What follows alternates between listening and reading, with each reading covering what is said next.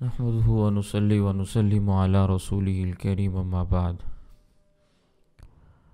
اللهم صل على محمد وعلى آل محمد كما صليت على إبراهيم وعلى آل إبراهيم إنك حميد مجيد اللهم بارك على محمد وعلى آل محمد كما باركت على إبراهيم وعلى آل إبراهيم إنك حميد مجيد قال الله تبارك وتعالى في القرآن الكريم شهر رمضان الذي أنزل فيه القرآن صدق الله العظيم وقال النبي صلى الله عليه وسلم تسحروا فإن في السحور بركة أو كما قال عليه الصلاة والسلام۔ روزے پر اللہ تعالیٰ نے جس قدر اجر اور ثواب کا وعدہ فرمایا ہے اس کے ہم نے ہلکے ہلکے سے تذکرے کیے ہیں، تو اس سے ہمیں یہ بات سمجھ میں آئی ہے کہ ہمارے تصور سے بھی یہ چیزیں ماورا ہیں کہ چھوٹی سی عبادت ہے، اجر اور ثواب اتنا بڑا ہے، اتنا زیادہ ہے کہ ہم اس کا تصور بھی نہیں کر سکتے، اسے شمار بھی نہیں کر سکتے۔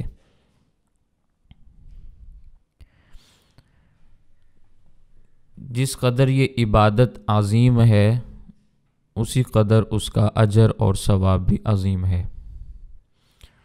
بظاہر عبادات کے معاملات میں یہ مشقت والی عبادت شمار ہوتی ہے، تحمل اور برداشت اور محنت والی عبادت ہے، بہت ساری چیزیں اس میں اختیار کرنی پڑتی ہیں۔ صبح صادق سے لے کر غروب آفتاب تک کھانے پینے سے اور خواہشات کے تقاضے پر عمل کرنے سے اپنے آپ کو روک کر رکھنا یہ کوئی معمولی بات نہیں ہوتی۔ اس میں انسان کو مشقت بھی اٹھانی پڑتی ہے، برداشت بھی کرنا پڑتا ہے اور محنت بھی کرنی پڑتی ہے، اور عبادات میں محنت اور مشقت کے بقدر ہی اجر اور ثواب ملا کرتا ہے۔ تو اصل تو روزے میں یہ تھا کہ رات کو سو جانے کے بعد کھانا پینا وغیرہ ناجائز ہو جاتا اور سحری کے وقت بھی کھانے پینے کی اجازت نہ ملتی، جیسے کہ اہل کتاب کے ہاں اسی قسم کے احکامات تھے، یہودیوں کے ہاں، عیسائیوں کے ہاں یہی معاملات چلا کرتے تھے کہ افطار میں کھانے کی اجازت ہے، جتنی دیر تک جو کھانا پینا چاہو کھا لو، لیکن جیسے ہی آنکھ لگی تو اب روزہ شروع ہو گیا، اب دوبارہ کھانے کی اجازت نہیں یہاں تک کہ اگلے دن کا افطار آ جائے۔ اسلام کے ابتدائی زمانے میں بھی اسی قسم کے احکامات تھے، لیکن پھر اللہ تعالیٰ کی رحمت خاص نازل ہوئی، اللہ تعالیٰ کی خصوصی مہربانی نازل ہوئی، تو اللہ تعالیٰ نے پھر ہمیں سحری کرنے کی اجازت عطا فرمائی۔ اللہ تعالیٰ کو معلوم تھا کہ ہم ضعیف ہیں، کمزور ہیں، ناتواں ہیں، تو یہ خاص انعام ہمارے اوپر فرمایا کہ ہمیں سحری کرنے کی اجازت مرحمت فرمائی۔ اور پھر سحری کھانے پر ثواب میں کمی تو کیا ہوتی، زیادہ ثواب کا وعدہ فرمایا۔ ہونا تو یہ چاہیے تھا کہ پہلے لوگوں کو چونکہ ہم نے سحری کھانے کی اجازت ہی نہیں دی، اب اگر تمہیں اجازت ملے گی تو تمہارے ثواب میں ہم کمی کر دیں گے، ضابطہ تو یوں ہونا چاہیے تھا۔ لیکن اللہ تعالیٰ کی خصوصی مہربانی کا نتیجہ یہ نکلا کہ سحری کھانے میں ثواب میں کمی تو کیا ہوتی بلکہ زیادہ ثواب کا وعدہ کر لیا گیا۔ اسی لیے نبی کریم صلی اللہ علیہ وسلم نے فرمایا تسحروا فإن فی السحور برکۃ، سحری کھایا کرو، سحری کھانے میں برکت ہے۔ اور دوسری روایت جو مسند احمد میں موجود ہے، اگر اس کو بھی ساتھ ملائیں تو پھر نتیجہ یہ نکلتا ہے کہ سحری کھایا کرو، اگرچہ ایک گھونٹ پانی ہی اس میں کیوں نہ پی لو۔ تو سحری کھانے کا ہمیں حکم دیا گیا اور یہ حکم استحبابی حکم ہے، اس لیے سحری کھانا ہمارے ہاں مستحب ہے۔ اور پھر حدیث پاک میں برکت کا تذکرہ کیا گیا۔ اب برکت سے مراد حدیث پاک میں یہ ہے کہ سحری کھانے میں سنت پر عمل کرنے کے سبب اجر ملتا ہے، ثواب ملتا ہے۔ ایک تو اس میں پھر دنیاوی برکت ہوگی، ایک دینی برکت ہوگی۔ دینی برکت بھی ہے سحری کھانے میں اور دنیاوی برکت بھی ہے۔ دینی برکت یہ ہے کہ سحری کھاؤ گے اجر اور ثواب ملے گا۔ دنیاوی برکت یہ ہے کہ سحری کھا لینے کے بعد انسان کے جسم میں اتنی طاقت اور استعداد پیدا ہو جاتی ہے کہ وہ دن بھر روزہ رکھ لے۔ اب وہ بغیر کھائے پیے بھی دن گزارے گا تو ایک تو اللہ تعالیٰ کی مدد شامل حال ہوگی، سحری کی برکت اجر اور ثواب ساتھ ساتھ ہوگا، اور دن بھر بھوکا پیاسا رہ کر وہ آسانی کے ساتھ دن گزار لے گا۔ تو دینی برکت بھی ملے گی، دنیاوی برکت بھی ملے گی۔ یہ ہے سحری کی برکات۔ اس لیے ہمیں اس کا اہتمام کرنا چاہیے کہ سحری میں اٹھ کر ہمیں لازماً کچھ نہ کچھ کھانا پینا چاہیے۔ ایسا نہیں کرنا چاہیے کہ رات کو سو گئے کھا پی کے اور یہ نیت کر لی کہ ہم نے بھی رمضان کے روزے کی نیت کر لی ہے، صبح اٹھ گئے تو ٹھیک ہے، نہ اٹھے تو ایسے ہی روزہ ہوگا۔ یہ طرز عمل مناسب نہیں ہے۔ پھر سحری کہتے ہیں رات کے آخری چھٹے حصے کو۔ جو لوگ آدھی رات یا اس کے قریب سحری کرتے ہیں وہ استحباب کی فضیلت سے محروم ہوتے ہیں۔ سحری میں تاخیر کرنا مستحب ہے، لیکن اتنی تاخیر نہیں کرنی چاہیے کہ صبح صادق آ جائے اور فجر کا وقت شروع ہو جائے۔ غروب آفتاب سے لے کر صبح صادق تک پوری رات کو اگر آپ 6 حصوں میں تقسیم کریں تو آخری چھٹے حصے میں سحری کھانا یہ مستحب ہے، اور ایسے وقت پر سحری ختم کریں جب آپ کو یقین ہونے لگے کہ ابھی صبح صادق نہیں ہوئی، یعنی صبح صادق ہونے سے پہلے سحری ختم کریں۔ یہ نہ ہو کہ ادھر سے اذان کی آواز آ رہی ہے، اذان صبح صادق کے بعد ہوتی ہے اور سحری کا وقت صبح صادق سے پہلے ختم ہوتا ہے۔ بہت سارے لوگ غلط فہمی میں مبتلا ہوتے ہیں۔ اگر اذان صبح صادق سے پہلے دے دی جائے تو فجر کی اذان ہی نہیں ہوئی، دوبارہ دو۔ اذان دینے والے نے غلطی کی، اس کی اذان نہیں ہوئی۔ اور اگر آپ اذان کے وقت میں کھا پی رہے ہیں تو آپ کا روزہ نہیں ہوا۔ یہ دونوں چیزیں سمجھنے سے تعلق رکھتی ہیں۔ آخری چھٹے حصے میں سحری کریں اور ایسے وقت پر سحری کھانا ختم کر دیں، رک جائیں جب آپ کو یقین ہو کہ ابھی صبح صادق نہیں ہوئی، یعنی صبح صادق کے ہونے سے پہلے کھانے پینے سے اپنے آپ کو روک لیں، پھر اس کی برکات نصیب ہوتی ہیں۔ اسی طرح جو لوگ سحری بالکل نہیں کھاتے ان کو چاہیے کہ وہ سحری کی فضیلت حاصل کرنے کے لیے کچھ نہ کچھ کھا پی لیا کریں۔ آپ کے سامنے حدیث پاک آ گئی ہے کہ سحری کھایا کرو، اگرچہ ایک گھونٹ پانی ہی کیوں نہ پی لو، اس لیے کہ سحری کی وجہ سے اہل کتاب اور اہل اسلام کے روزے میں امتیاز ہو جاتا ہے، فرق ہو جاتا ہے۔ ہمارے اور اہل کتاب کے روزوں میں یہ سحری کا فرق ہے۔ نبی کریم صلی اللہ علیہ وسلم کی اس پر واضح روایت موجود ہے۔ مسلم کے اندر اللہ کے نبی صلی اللہ علیہ وسلم کی حدیث پاک ہے، نبی کریم صلی اللہ علیہ وسلم نے فرمایا ہمارے اور اہل کتاب یعنی یہود اور نصارہ کے درمیان جو روزے میں فرق ہے وہ سحری کا کھانا ہے، اس لیے سحری کھانے کا اہتمام کرنا چاہیے۔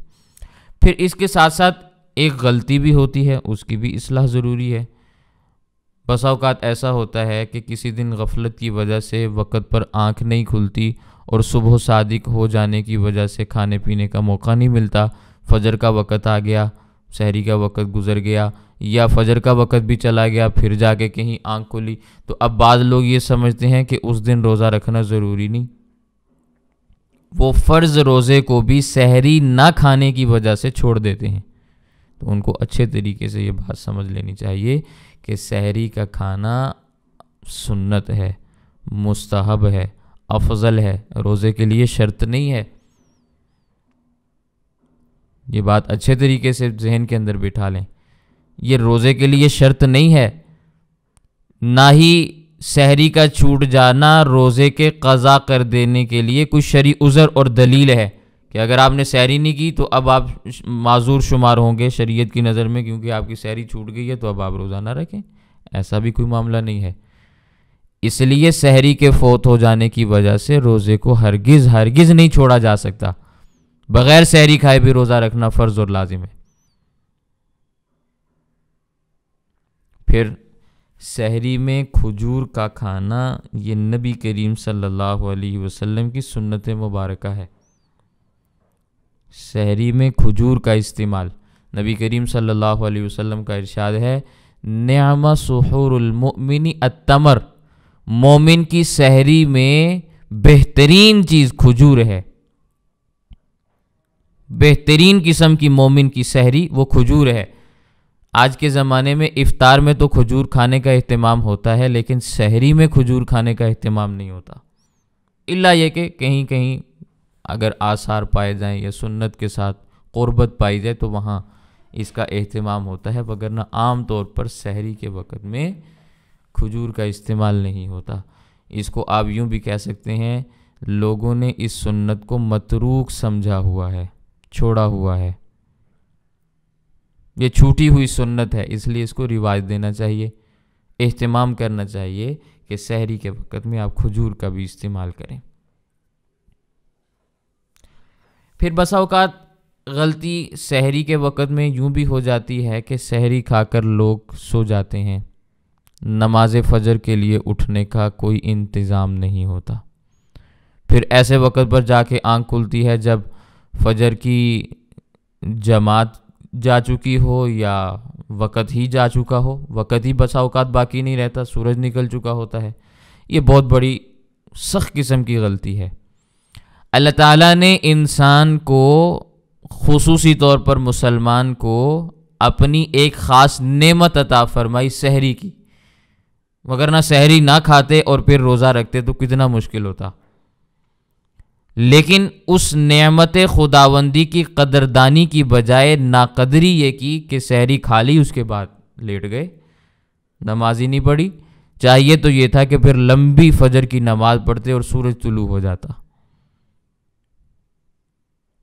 اتنا آپ اللہ تعالیٰ کا شکر ادا کرتے کہ اللہ تعالیٰ آپ نے ہمیں سحری کرنے کی اجازت بطور انعام کی عطا فرمائی ہے، تو ہم آپ کا شکر ادا کرتے ہیں۔ لیکن اس نعمت کا شکر ادا کیا کرنا، ناشکری شروع ہوگی۔ اس لیے اس کا اہتمام کرنا چاہیے کہ سحری کر لینے کے بعد نماز فجر ادا کیے بغیر آرام نہ کریں، لیٹیں نہ، ورنہ آنکھ لگ جاتی ہے، پھر فجر کی نماز قضا ہو جاتی ہے۔ سونے کی وجہ سے فجر کی نماز کے فوت ہو جانے کا خوف اور اندیشہ رہتا ہے۔ اسی لیے فقہائے کرام نے مغرب اور عشاء کے درمیان بھی سونے کو مکروہ لکھا ہے، کیونکہ اس میں عشاء کی نماز کے لیے بیدار ہونے پر انسان کا بھروسہ نہیں رہتا، پتہ نہیں اٹھے گا بھی کہ نہیں اٹھے گا، یا مر جائے، فوت ہو جانے کا بھی اندیشہ ہوتا ہے نا، زندگی کا کوئی بھروسہ نہیں ہوتا۔ تو اس لیے عشاء پڑھے بغیر سو جانا یہ درست عادت نہیں ہے، فقہا نے اس کو مکروہ بیان کیا ہے۔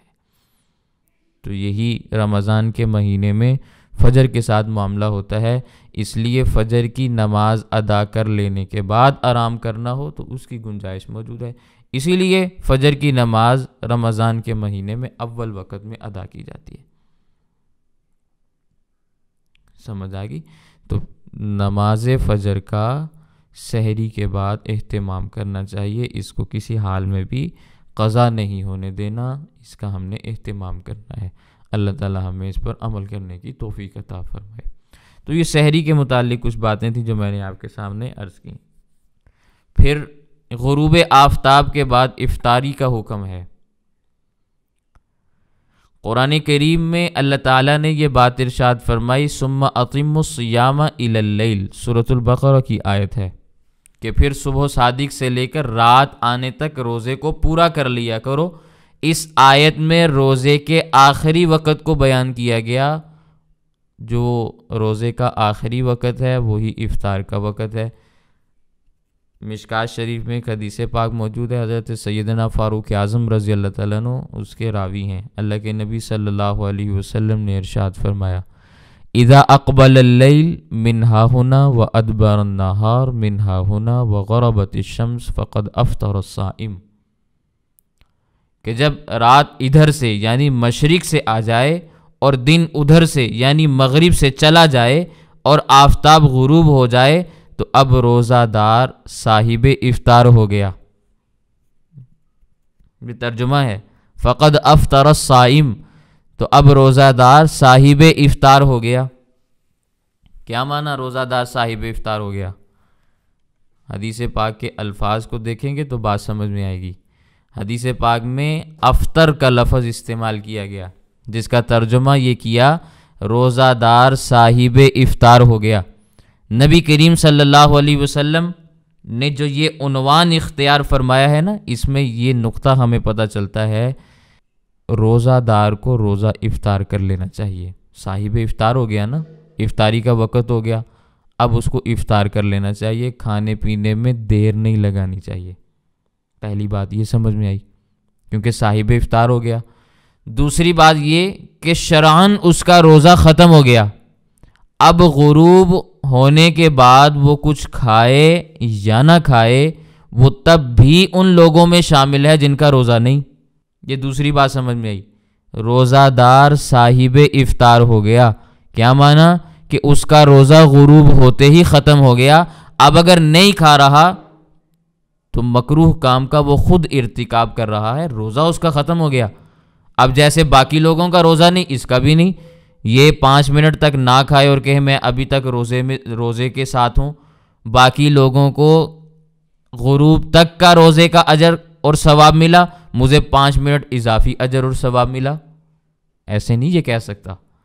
اس لیے کہ جیسے ہی افطاری کا وقت ہو گیا تو یہ صاحب افطار بن گیا، اس کا روزہ بھی ختم ہو گیا۔ عام لوگوں کی طرح کھائے یا نہ کھائے یہ اس کا معاملہ ہے، کھائے گا جلدی افطاری کرے گا، فوری طور پر افطاری کر لے گا تو اجر اور ثواب کا مستحق بن جائے گا، تاخیر کرتا چلا جائے گا تو مکروہ کام کا ارتکاب کر رہا ہے، ثواب میں کمی آتی جائے گی۔ یہ دو باتیں ہمیں پھر یہاں پہ سمجھ میں آتی ہیں، سمجھ میں آ رہی ہے۔ پھر یہ بات بھی سمجھ میں آتی ہے کہ اب اگر کوئی شخص افطاری کی نیت کے بغیر بھی کچھ کھا لے یا کچھ پی لے نا، افطاری کی، کیونکہ غروب آفتاب کے بعد وہ صاحب افطار ہو گیا نا، اب اگر اس نے افطاری کی نیت نہیں بھی کی، روزہ کھولنے کی نیت نہیں بھی کی نا، بغیر نیت کیے اس نے کھجور منہ میں ڈال لی، بغیر نیت کیے اس نے پانی منہ کو لگا لیا، تو اب یہ روزہ توڑنے والا نہیں ہے، کوئی قضا یا کفارہ اس کے اوپر لازم نہیں آتا، اس لیے کہ وہ اس وقت میں روزے دار رہا ہی نہیں، صاحب افطار ہو گیا۔ سمجھ میں آ رہی ہے میری بات؟ تو یہ احادیث کو جب آپ غور و فکر کے ساتھ پڑھتے ہیں، مطالعہ کرتے ہیں تو آپ کو یہ باتیں سمجھ میں آتی ہیں۔ اسی طرح ایک روایت طبرانی میں موجود ہے حضرت سیدنا ابو الدرداء رضی اللہ تعالیٰ عنہ کی، کان رسول اللہ صلی اللہ علیہ وسلم اذا کان صائما امر رجلا یقوم على نشر من الارض فاذا قال قد غربت الشمس افطر۔ حضور نبی کریم صلی اللہ علیہ وسلم جب روزے سے ہوتے تو شام کو غروب آفتاب کے وقت کسی آدمی کو بلند مقام کے اوپر، ٹیلے وغیرہ کے اوپر کھڑا ہونے کا حکم ارشاد فرماتے، پھر جب وہ شخص غروب آفتاب کی اطلاع دیتا تو آپ روزہ افطار فرماتے۔ یہ طبرانی کے اندر حدیث پاک موجود ہے۔ اب ان احادیث سے ہمیں یہ بات سمجھ میں آتی ہے کہ روزے کا آخری وقت ہے جب سورج غروب ہو جائے، غروب ہونے کا یقین آنکھوں سے دیکھ کر ہو تو تب بھی یقین شمار ہوگا، کیلنڈر کو دیکھ کر یا دیگر آلات کی مدد سے صحیح طریقے سے افطار کا وقت معلوم کر لیا جائے، اس کے بعد روزہ افطار کر لیا جائے تو کوئی حرج کی بات نہیں، یوں بھی کیا جا سکتا ہے۔ لیکن بغیر کسی شرعی عذر کے بلا وجہ تاخیر کرنا یہ قابل مذمت بات ہے، یہ برا عمل ہے۔ وقت ہو جانے پر جلدی افطار کرنے کا حکم ہے۔ بخاری اور مسلم کی روایت ہے، حضرت سہل بن سعد رضی اللہ تعالیٰ عنہ نے نبی کریم صلی اللہ علیہ وسلم سے روایت کو بیان فرمایا۔ اللہ کے نبی صلی اللہ علیہ وسلم نے ارشاد فرمایا، لا یزال الناس بخیر ما عجل الفطر، لا یزال الناس بخیر ما عجل الفطر، جب تک میری امت کے لوگ افطار میں جلدی کرتے رہیں گے خیر پر رہیں گے۔ اسی طرح ایک روایت میں تھوڑے سے الفاظ کا بدلاؤ ہے لیکن مفہوم یہی ہے، لا تزال امتی علی سنتی ما لم تنتظر بفطرها النجوم، میری امت اس وقت تک خیر کے طریقے پر رہے گی جب تک وہ افطار کے لیے ستاروں کے طلوع ہونے کا انتظار نہ کریں، یعنی غروب کا یقین ہو جانے کے بعد فوری طور پر روزہ افطار کر لیں، اس وقت تک میری امت خیر پر موجود ہے، بھلائی کے اوپر موجود ہے۔ اسی طرح ترمذی کے اندر ایک روایت حضرت ابو ہریرہ رضی اللہ تعالیٰ عنہ کی ہے، اللہ کے نبی صلی اللہ علیہ وسلم نے ارشاد فرمایا، احب عبادی الی اعجلہم فطرا، اللہ تعالیٰ کا ارشاد ہے، حدیث قدسی ہے کہ اپنے بندوں میں سے مجھے وہ بندہ سب سے زیادہ محبوب ہے جو روزہ افطار کرنے میں جلدی کرتا ہے۔ اللہ تعالیٰ اپنے بندوں میں سے اس بندے کو سب سے زیادہ محبوب رکھتے ہیں جو روزہ افطار کرنے میں جلدی کرتا ہے، یعنی غروب آفتاب کے بعد وہ دیر نہیں لگاتا، اللہ تعالیٰ ایسے بندے کو پسند کرتے ہیں۔ تو ان روایات سے ہمیں یہ بات سمجھ میں آئی کہ افطار جلدی ہونا چاہیے، اور جلدی سے مراد کیا ہے وہ بات پہلے میں آپ کے سامنے عرض کر چکا ہوں کہ غروب آفتاب کے بعد جلدی کرنا ہے، سمجھ میں آگی بات۔ اسی طرح ایک روایت طبرانی کے اندر موجود ہے، حضرت یعلا بن مرہ رضی اللہ تعالیٰ عنہ وہ اس روایت کے راوی ہیں، اللہ کے نبی صلی اللہ علیہ وسلم کا ارشاد وہ نقل فرماتے ہیں کہ اللہ کے نبی صلی اللہ علیہ وسلم نے ارشاد فرمایا، ثلاثۃ یحبها اللہ تعجیل الافطار وتاخیر السحور وضرب الیدین احدها علی الاخری فی الصلاۃ، اللہ تعالیٰ کو تین چیزیں بڑی پسند ہیں، ثلاثۃ یحبها اللہ، تعجیل الافطار، غروب آفتاب ہوتے ہی فوراً افطار کر لینا اللہ تعالیٰ کو پسندیدہ عمل ہے، اللہ تعالیٰ کے ہاں یہ عمل پسندیدہ ہے۔ وتاخیر السحور، آخری وقت تک سحری کو مؤخر کرنا، اس کے حوالے سے بھی میں نے بات آپ کے سامنے عرض کر دی تھی کہ تاخیر سحر کا کیا مطلب ہے۔ وضرب الیدین احدها علی الاخری فی الصلاۃ، نماز میں قیام کی حالت میں ایک ہاتھ کو دوسرے ہاتھ پر رکھنا، ہاتھ باندھ کے کھڑا ہونا، یہ طبرانی کی روایت ہے۔ اب میں اس پر گفتگو نہیں کرتا کہ نماز میں قیام کی حالت میں ایک ہاتھ کو دوسرے ہاتھ پر رکھا جاتا ہے، اور یہ بات اللہ کے نبی صلی اللہ علیہ وسلم نے کیوں بیان کی، لیکن چونکہ ہمارا رمضان کورس ہے، غروب آفتاب اور افطار اور سحر کے متعلق اس روایت کے اندر الفاظ موجود ہیں، بس ہمارا مستدل یہاں پہ یہی ہے۔ ہاں البتہ میں یہ بات آپ کے سامنے عرض کر دیتا ہوں کہ افطاری میں تاخیر کرنا یہودیوں کا طرز عمل ہے، عیسائیوں کا طرز عمل ہے، مسلمانوں کا نہیں ہے۔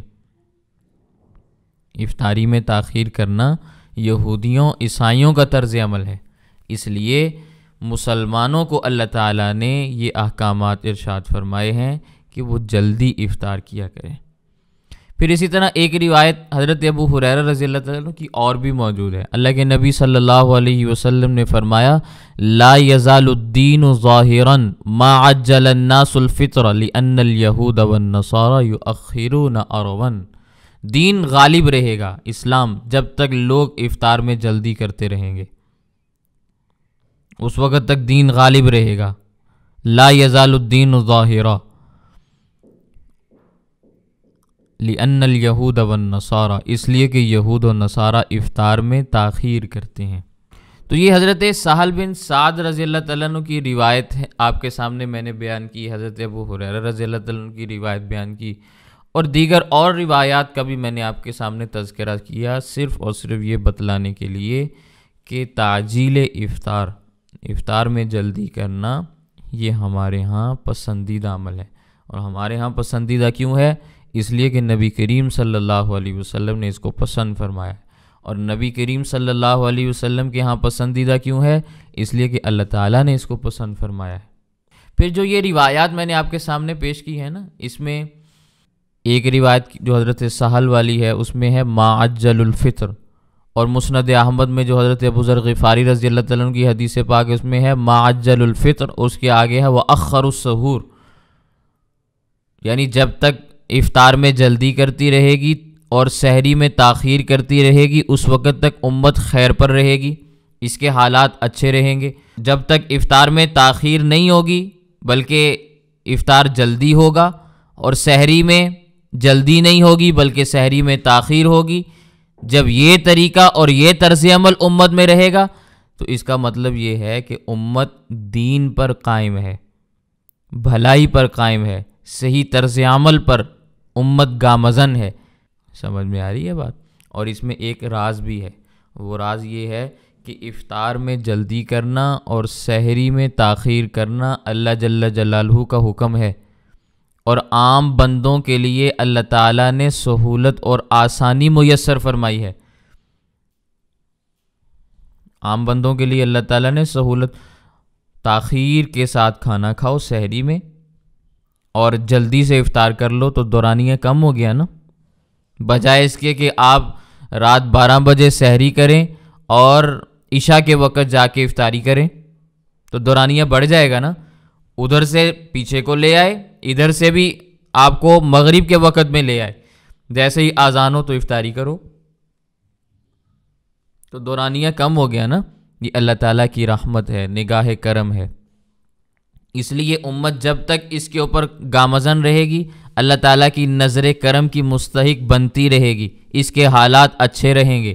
ظاہر ہے جب رحمتیں نازل ہوتی رہیں گی تو حالات اچھے رہیں گے نا، لیکن اس کے برعکس جب افطار میں تاخیر ہو گئی، سحری میں جلدی لوگ اٹھنے لگے اور جلدی جلدی سحری کر کے دوبارہ سونے لگے تو یہ اللہ تعالیٰ کے ہاں بھی مشقت ہے اور اللہ کے بندوں کے ہاں بھی مشقت ہے، اور یہ ایک طرح کی بدعت بھی ہے، یہود و نصارہ کا طرز عمل بھی ہے۔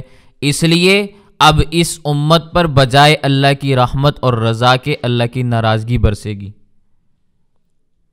جب امت ناپسندیدہ طریقے کو اپنائے گی تو اللہ کی نظر کرم سے محروم ہوگی نا، پھر اس کے حالات بھی بگڑیں گے۔ تو یہ باتیں سمجھنے سے تعلق رکھتی ہیں، اس لیے ہمیں اللہ تعالیٰ سے یہ دعا مانگنی چاہیے کہ ہمارے حالات بہتر رہیں، اور جو طرز عمل ہمیں نبی کریم صلی اللہ علیہ وسلم نے عطا فرمایا ہے رمضان المبارک میں، ہم اسی طرز عمل کو اپنانے والے بنیں۔ پھر تعجیل افطار کا مطلب میں نے آپ کے سامنے بتایا تھا کہ افطار کو جلدی کرنے کا کیا مطلب ہے۔ جب غروب آفتاب کا یقین ہو جائے تو پھر تاخیر نہ کی جائے۔ اسی طرح سحری میں تاخیر کرنے کا مطلب میں نے یہ آپ کے سامنے واضح کیا کہ صبح صادق سے بہت پہلے سحری نہ کھاؤ، بلکہ جب صبح صادق کا وقت قریب ہو اس وقت کھایا پیا جائے۔ یہ نبی کریم صلی اللہ علیہ وسلم کا معمول ہے، یہ ان کا دستور ہے، یہ ان کی سنت ہے، ہمیں اسی کی اتباع کرنی چاہیے۔ اسی کی اتباع اور تابعداری سے ہمیں دنیا اور آخرت کی بھلائیاں نصیب ہوں گی۔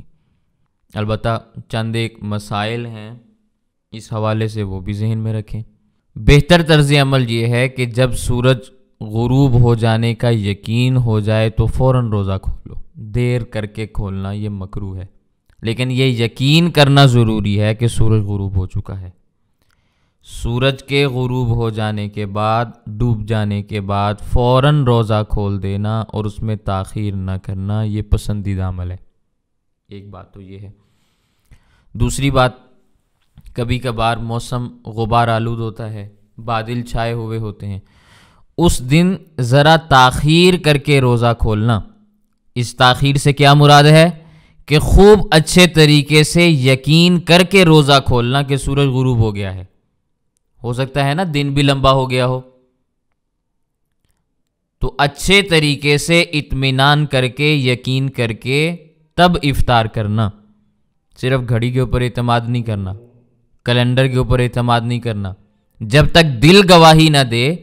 ممکن ہوتا ہے نا کبھی گھڑی سے بھی کچھ غلطی ہو جاتی ہے، کبھی کوئی آذان دینے والا بھی پہلے آذان دے دیتا ہے، تو اس لیے جب پورے طور پر یقین ہو جائے کہ آج چونکہ موسم خراب ہے اس خراب موسم کے باعث اب سورج یقیناً ڈوب چکا ہے، پھر اس کے بعد روزہ کھولنا چاہیے۔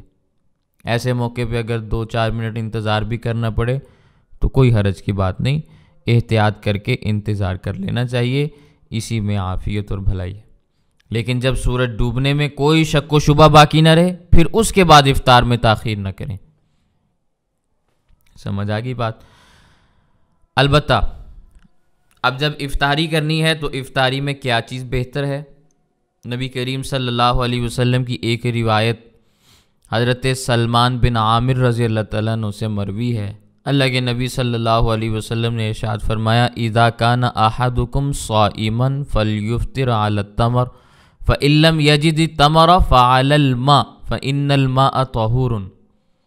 جب تم میں سے کسی آدمی کا روزہ ہو تو وہ کھجور سے روزہ افطار کر لے، اگر وہ کھجور نہ پائے تو پھر پانی سے افطار کر لے، اس لیے کہ پانی بہت پاکیزہ چیز ہے۔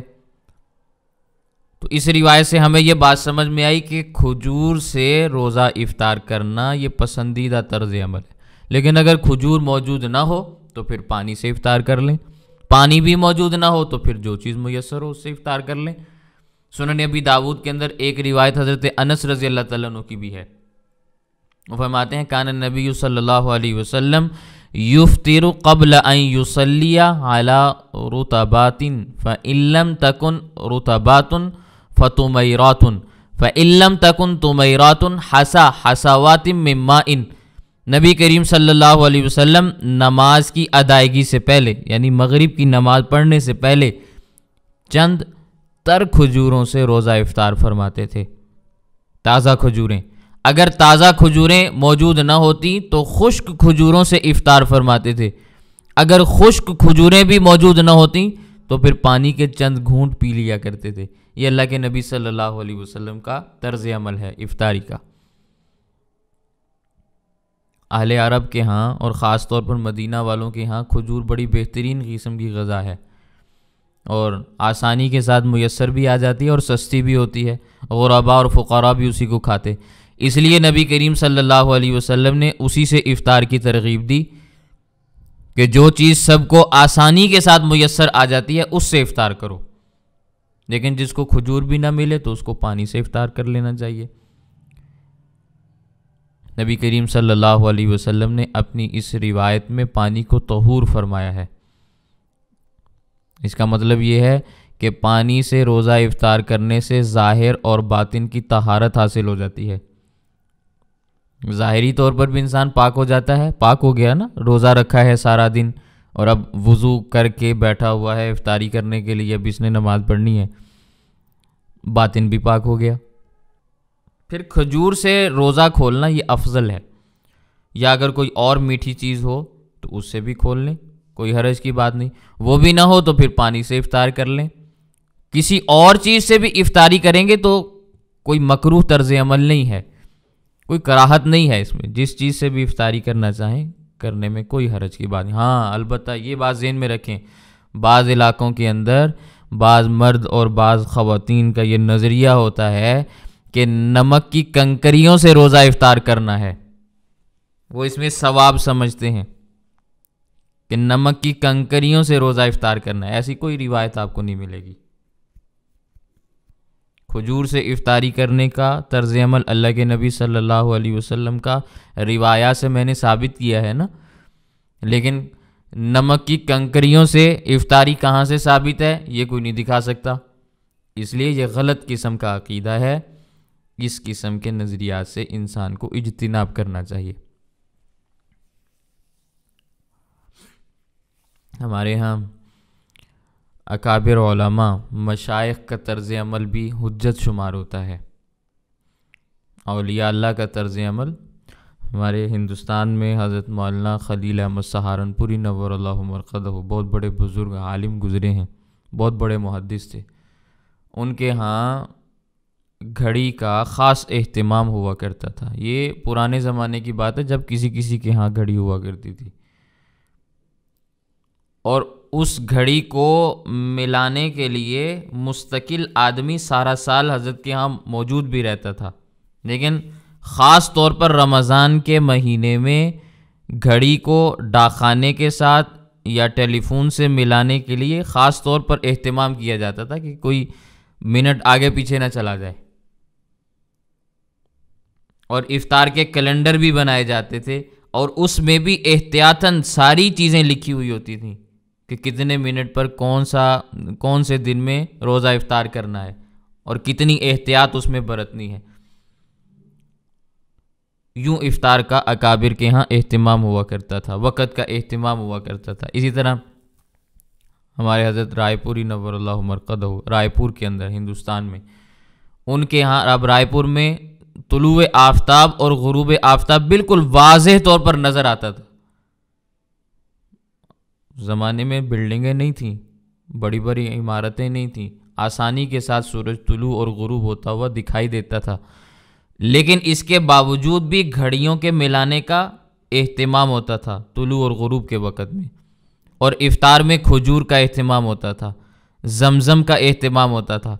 سال کے دوران جو حجاج حرمین جاتے، زمزم اور کھجور کے ہدیے ساتھ لاتے، تو وہ رمضان کے مہینے کے لیے رکھ لی جاتی تھی چیزیں کہ رمضان کا مہینہ آئے گا تو رمضان کے مہینے میں مدینے کی کھجور کے ساتھ اور مکہ کے زمزم کے ساتھ افطار کا اہتمام ہوگا، تو زمزم کی ایک بہت بڑی مقدار وہاں پر محفوظ ہو جاتی تھی رمضان کے مہینے کے لیے۔ اسی طرح کھجوریں محفوظ ہو جاتی تھیں۔ تو یہ اکابر کا رمضان تھا، لیکن اس سے کوئی یہ طرز عمل نہ اختیار کرے کہ بھی ہم نے بھی زمزم کے ساتھ ہی افطاری کرنی ہے، ہم نے بھی مدینے کی جس کو اللہ تعالیٰ میسر فرما دیں وہ کرے، جس کو میسر نہ ہو تو حضرت تھانوی رحمہ اللہ کا طرز عمل بھی ذہن میں رکھیں۔ وہ فرمایا کرتے تھے میرے ہاں رمضان کے معمولات وہی ہیں جو غیر رمضان میں ہیں، یعنی بعض حضرات کے ہاں افطاری کا اور سحری کا بہت حد تک اہتمام تھا، تو یہ طرز عمل بھی درست ہے۔ اور حضرت تھانوی فرماتے تھے میرے ہاں برابر ہے، جو عام معمول کی چیز ہے افطاری کے وقت میسر آ گئی، کھجور ہو یا زمزم ہو، گرم پانی ہو یا امرود ہو، میں اسی سے افطاری کر لیتا ہوں۔ تو یہ حضرت تھانوی رحمہ اللہ کا طرز عمل تھا۔ تو دونوں چیزیں درست ہیں، جس کو اللہ تعالیٰ اسباب میسر فرمائیں، چیزیں میسر ہوں تو وہ زمزم کے ساتھ افطاری کریں، مدینے کی کھجور کھائیں، اور جن کو یہ چیزیں میسر نہ ہوں تو جو چیز اللہ نے ان کے لیے میسر فرمائی ہے وہ اسی کے ساتھ افطاری کریں۔ پھر جب افطاری کرنے لگیں تو دعا کا اہتمام کریں، دعاؤں کا اہتمام کریں۔ ایک تو دعائیں ہیں، اپنے لیے آپ کچھ بھی اللہ سے مانگیں، افطاری کے وقت دعائیں قبول ہوتی ہیں، اس لیے اس وقت دعا کا خاص اہتمام کریں۔ البتہ ایک دعائے افطار ہے، حدیث پاک میں اس کا تذکرہ موجود ہے۔ حضرت معاذ بن زہرہ تابعی ہیں، وہ روایت بیان کرتے ہیں کہ مجھ تک یہ حدیث پاک پہنچی ان النبی صلی اللہ علیہ وسلم کان اذا افطر قال اللہم لک صمت وعلی رزقک افطرت، سنن ابی داود میں روایت موجود ہے۔ نبی کریم صلی اللہ علیہ وسلم جب روزہ افطار فرماتے تو کیا فرماتے تھے؟ اللہم لک صمت وعلی رزقک افطرت، اے اللہ میں نے تیرے ہی لیے روزہ رکھا اور تیرے ہی دیے ہوئے رزق سے میں نے افطاری کی۔ یہ دعائے افطار ہے، افطار کے وقت پڑھنا مسنون ہے۔ اور البتہ اس کے بعد ایک اور بھی دعا پڑھ لینی چاہیے، یا افطار کے بعد کھانے پینے کے بعد اس دعا کا اہتمام کر لیں تو وہ بھی درست ہے۔ حضرت عبداللہ بن عمر رضی اللہ تعالیٰ عنہ کی روایت میں سنن ابی داود کے اندر یہ حدیث پاک بھی موجود ہے، کان النبی صلی اللہ علیہ وسلم اذا افطر قال ذهب الظمأ وابتلت العروق وثبت الاجر انشاء اللہ تعالی۔ نبی کریم صلی اللہ علیہ وسلم جب روزہ افطار فرماتے تو یوں فرماتے تھے ذهب الظمأ، پیاس چلی گئی، وابتلت العروق، رگیں جو سوکھ گئی تھیں وہ تر ہو گئیں، وثبت الاجر انشاء اللہ، اور اللہ نے چاہا تو اجر و ثواب بھی قائم ہو گیا، وہ بھی ملے گا۔ یعنی پیاس اور خشکی کی جو تکلیف ہم نے کچھ لمحوں کے لیے اٹھائی، افطار ہوتے ہی وہ ختم ہو گئی، اب نہ پیاس باقی رہی نہ رگوں میں خشکی باقی رہی، وہ چیزیں بھی ختم ہو گئیں، اور آخرت کا ختم نہ ہونے والا ثواب اور اجر بھی ثابت اور قائم ہو گیا. یعنی انشاءاللہ اللہ تعالی ہمیں اس روزے کا اجر بھی عطا فرمائیں گے. یہ نبی کریم صلی اللہ علیہ وسلم کے ہاں اللہ تعالیٰ کا شکر ادا کرنے کا ایک انداز تھا کہ افطاری کی نعمت ملنے کے بعد اب وہ اللہ تعالیٰ کے حضور ان دعاؤں کا اہتمام کر رہے ہیں. تو ان دعاؤں کا ہمیں بھی اہتمام کرنا چاہیے، ان دعاؤں کی تعلیم اور تلقین ہونی چاہیے، اور افطار کے وقت اس کا اہتمام ہونا چاہیے. پھر اللہ تعالیٰ افطار کے وقت میں روزے دار کو خوشیاں عطا فرماتے ہیں. 2 خوشیوں کا حدیث پاک میں تذکرہ موجود ہے. للصائم فرحتان، روزے دار کے لیے 2 خوشیاں ہیں. فرحۃ عند الفطر، ایک افطار کے وقت، وہ فرحۃ عند لقاء الرحمن، دوسری اللہ تعالیٰ کی بارگاہ میں اللہ کی ملاقات کے وقت کی خوشی ہے. 2 خوشیاں اللہ تعالیٰ اس کو عطا فرماتے ہیں. اکثر علماء نے اس حدیث پاک کی تفسیر میں، تشریح میں یہ بات بیان فرمائی ہے کہ روزے دار کو افطار کے وقت میں جو خوشی ہوتی ہے نا، وہ 2 وجہ سے ہوتی ہے. انسان کو جب بھی خوشی ہوتی ہے تو اس خوشی کی کوئی نہ کوئی وجہ ہوتی ہے نا. تو یہاں بھی للصائم فرحتان، اس کو جو خوشی ہوئی ہے نا عند الفطر، افطاری کے وقت، اس کی 2 وجہ ہیں. ایک وجہ یہ ہے کہ عمل پورا ہو جانے کی وجہ سے اللہ تعالیٰ کا شکر اور احسان ہے کہ اس نے ہم سے یہ کام پورا کروا دیا. روزہ تمام آفات سے، بلیات سے، مصیبتوں سے بچا کر پورا ہو گیا. تو انسان اس عمل کے پورا ہو جانے پر اللہ کا شکر اور احسان ادا کرتا ہے تو خوش ہو رہا ہوتا ہے کہ شکر ہے میرا روزہ پورا ہو گیا، وگرنہ کوئی بھی معاملہ ایسا پیش آ سکتا تھا کہ روزہ رہ جاتا، لیکن ایسا نہیں ہوا. تو اللہ تعالیٰ کا فضل اور احسان سمجھتے ہوئے، آفات سے، بلیات سے اپنے آپ کو بچا ہوا سمجھتے ہوئے، جب انسان روزہ پورا کرتا ہے تو عمل کے پورا ہو جانے کی وجہ سے اب وہ دل ہی دل میں بڑا خوش ہو رہا ہے کہ شکر ہے روزہ پورا ہو گیا. جو مشکل کام ہو جب وہ مکمل ہو جائے تو پورا ہو جانے کے بعد خوشی ہوتی ہے کہ نہیں ہوتی؟ تو ایک تو عمل پورا ہو جانے کی خوشی ہوتی ہے. دوسری خوشی، افطاری کے وقت سامان سامنے موجود ہے، صبح سے بھوک لگی ہوئی ہے، پیاس لگی ہوئی ہے. تو اب جب انسان کھانے پینے کی چیزوں کو اپنے منہ تک پہنچاتا ہے تو اب وہ خوشی سے کھا رہا ہوتا ہے کہ دیکھو سارا دن میں نے یہ چیز استعمال نہیں کی نا، حالانکہ میرے لیے جائز تھی، حلال چیزیں ہیں، اگر حرام ہوتی تو اب کیسے کھاتا. لیکن میں نے روزہ رکھا اللہ کے لیے، اللہ نے بھوک اور پیاس برداشت کرنے کا حکم دیا تھا تو میں بھوکا رہا، میں پیاسا رہا. اب جب میں کھانے لگا ہوں، مجھے کھانے کا حکم ہوا ہے تو اب کھانے سے خوشی محسوس ہو رہی ہے. تو 2 خوشیاں ہیں، ایک عمل کے پورا ہو جانے کی وجہ سے، اور دوسرا افطاری کے وقت سامان افطاری کا وہ کھانے کی وجہ سے، کھانے پینے کی خوشی. لیکن یہ جو افطار کی خوشی ہے، اس میں یہ جو 2 تفسیریں میں نے آپ کے سامنے بیان کی ہیں، یہ ذوق کے اختلاف کی وجہ سے ہیں. کسی کا ذوق عمل کے پورا ہو جانے کی وجہ سے خوشی کا ہوگا، کسی کا ذوق کھانے پینے کی خوشی کی وجہ سے ہوگا. تو دونوں چیزیں درست ہیں، غلط ان میں کچھ بھی نہیں ہے. لوگوں کے ذوق مختلف ہوتے ہیں نا، کسی کو افطار کے وقت کھانے پینے سے خوشی ہوتی ہے، کسی کو صوم کا، روزے کا عمل مکمل ہو جانے کی خوشی ہوتی ہے. تو جیسا جس کا ذوق ہے اس کو ویسی خوشی ہوتی ہے. بات سمجھ میں آئی؟ یہ ذوق کا اختلاف مختلف ہے. اس پر میں ایک بات عرض کرتا ہوں جو حضرت تھانوی رحمہ اللہ نے بیان کی. حضرت تھانوی رحمہ اللہ کا ایک واعظ ہے، واعظ نسواں فی رمضان. وہ خواتین کو کہیں سے میسر آ جائے تو اس کو پڑھیں. رمضان کے مہینے میں حضرت تھانوی رحمہ اللہ نے خواتین سے بیان فرمایا تھا، وہ لکھا ہوا مل جاتا ہے. اس میں حضرت نے یہ حکایت بیان فرمائی. فرمانے لگے ایک بادشاہ نے ملک کی 4 سمتوں کی عورتیں اکٹھی کر کے محل کے اندر داخل کی. ایک مشرق کی تھی، ایک مغرب کی تھی، ایک جنوب کی تھی اور ایک شمال کی تھی۔ پھر بادشاہ نے چاہا کہ ان سب کی ذہانت کا، لطافت کا امتحان لینا چاہیے، تو ایک دن صبح کے قریب سب سے پوچھا کہ بتاؤ ابھی کیا وقت ہے۔ محل کے اندر نہیں پتہ چلتا نا، ہر جگہ پہ سورج کی روشنی نہیں آتی، تو سب نے جواب دیا کہ صبح کا وقت ہے۔ لیکن بادشاہ نے کہا کہ بھی دلیل سے جواب دینا ہے، ایسے نہیں دینا۔ تو دلیل بھی پوچھی کہ تم تو محل کے اندر بیٹھی ہوئی ہو، تمہیں کیسے پتہ چلا کہ بھی صبح ہو چکی ہے؟ تو ایک عورت نے جواب دیا کہ میری یہ جو نت کا موتی ہے نا، یہ ٹھنڈا ہو گیا ہے۔ جواہرات، ہیرے، موتی یہ صبح کی ہوا سے ٹھنڈے ہو جاتے ہیں۔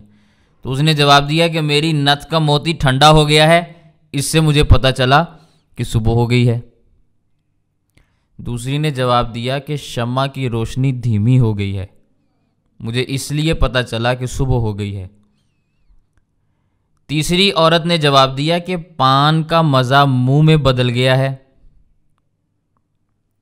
پان کا مزہ منہ میں بدل گیا ہے۔ رات کا پان منہ میں ڈالا ہوا ہوگا، صبح ہوئی تو تبدیل ہو گیا ذائقہ، تو صبح ہو گئی نا۔ پان کھاتے کھاتے رات گزر گئی، ذائقہ تبدیل ہو گیا، پتہ چل گیا بھی اب صبح ہو گئی ہے۔ چوتھی عورت نے کہا پیشاب آ رہا ہے، صبح کے وقت پیشاب پخانے کی ضرورت محسوس ہوتی ہے۔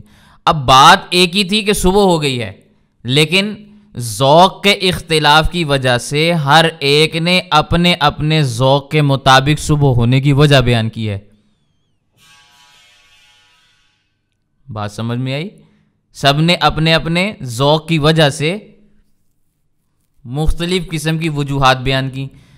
تو صیام کی، روزے کی وجہ بھی خوشی کی مختلف ہو سکتی ہیں، مزاجوں کے مختلف ہو جانے کی وجہ سے، لیکن روزے کے مکمل ہو جانے پر جو بھی خوشی انسان کو ملے وہ خوشی اس کی معتبر ہے، اس خوشی کو اللہ کی جانب سے سمجھا جاتا ہے اور انسان اس کے اوپر واقعتاً فرحت اور شادمانی محسوس کرتا ہے۔ سمجھ آئی ہے بات؟ اس لیے یہ افطار کے وقت کی جو خوشی ہے ہم اس کا بھی اعتبار کرتے ہیں۔ باتیں تو اور بھی بے شمار ہیں، لیکن وقت آپ کا مکمل ہو گیا ہے۔ اللہ تعالی ہمیں بات سمجھنے کی توفیق عطا فرمائے۔ تو جو باتیں رہ گئی ہیں وہ انشاءاللہ کل کے سبق میں آپ کے سامنے آئیں گی۔ اللہ تعالی ہمیں رمضان کے مہینے کی صحیح طور پر قدردانی کرنے کی توفیق عطا فرمائے۔ وآخر دعوانا ان الحمد للہ رب العالمین۔ کسی کا کوئی سوال ہو وہ تو عرض کرتے ہیں۔